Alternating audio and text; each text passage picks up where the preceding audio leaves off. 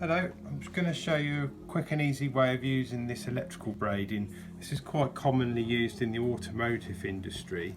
It's like a flexible braid, but if you don't use it in the right way, it can actually be quite difficult to use. So there's a right way and a wrong way of doing this.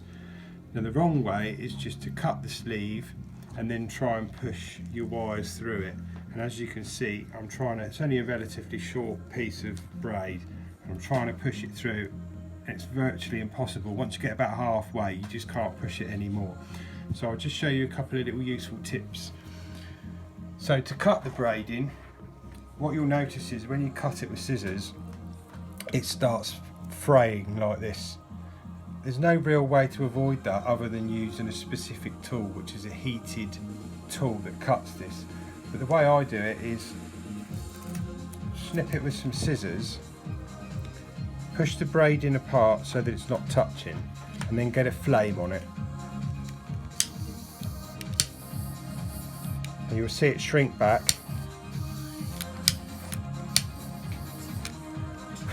And what that does, it seals the ends. It's gone brittle now, so that shouldn't fray.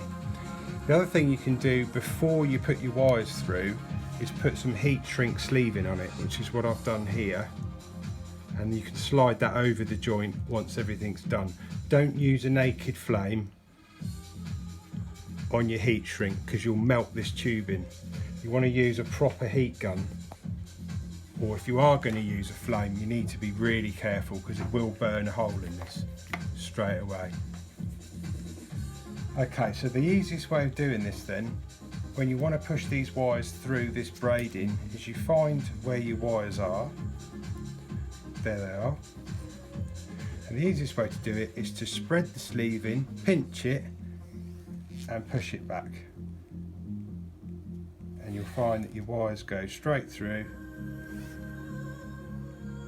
without any snagging whatsoever.